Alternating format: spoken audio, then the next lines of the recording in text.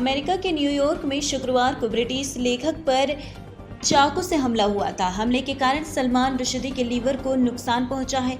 हमला उस समय हुआ जब वो न्यूयॉर्क के चोटाउक्का इस संस्थान के एक कार्यक्रम में बोलने जा रहे थे।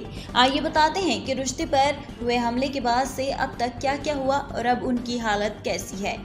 सलमान रुश्दी के एजेंट एंड्रयू वाइली ने बताया कि सलमान रुश्दी के स्वास्थ्य को लेकर जो जानकारी फिलहाल आ रही है वो बहुत अच्छी नहीं है। वाइली ने बताया, सलमान की एक आंख होने की भी आशंका है। उनकी बांह की कुछ नसें कट गई हैं और उनके लीवर पर भी चाकू से वार किए गए हैं। उन्होंने बताया कि फिलहाल वो वेंटिलेटर पर हैं और बोल नहीं पा रहे हैं। ऑनलाइन पोस्ट किए गए एक वीडियो की घटना के तुरंत बाद वहां मौजूद लोग मंच पर भागते हुए नजर आ रहे हैं।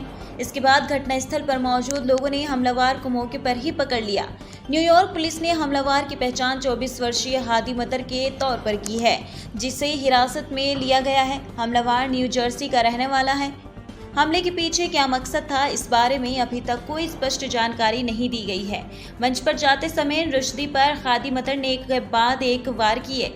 इसकी वजह से वो साक्षात्कार ले रहे हेनरी रीस के सिर में भी चोट आई है।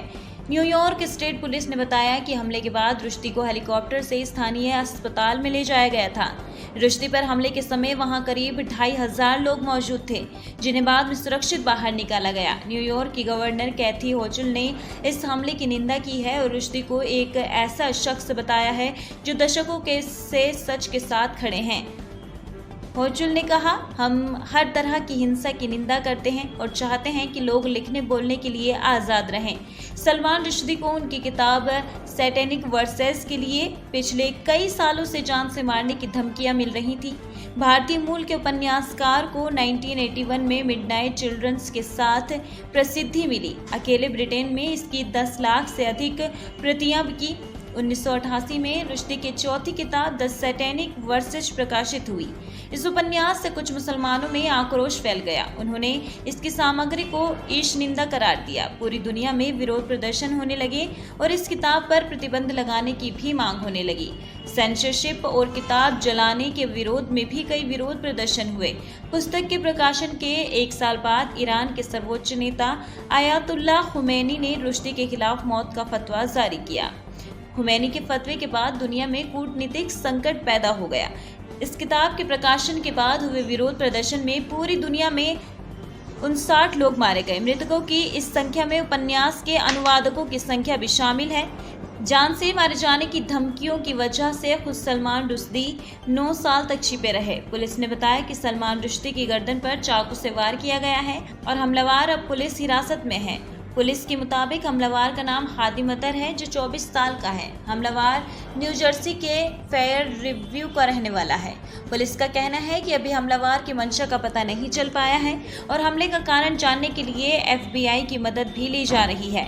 संदिग्ध हादी मतर के पास कार्यक्रम का पास था और वो अकेले ही आया था। अभी पुलिस ने मतर के खिलाफ आरोप तय नहीं किए हैं। संदिग्ध हादी मतर कूदकर मंच पर गया ने सलमान रुश्दी के गले पर कम से कम एक वार किया और पेट पर भी कम से कम एक वार किया। हमले की एक चश्मदीद ने बताया कि जो लोग वहां मौजूद थे वो सख्ते में थे।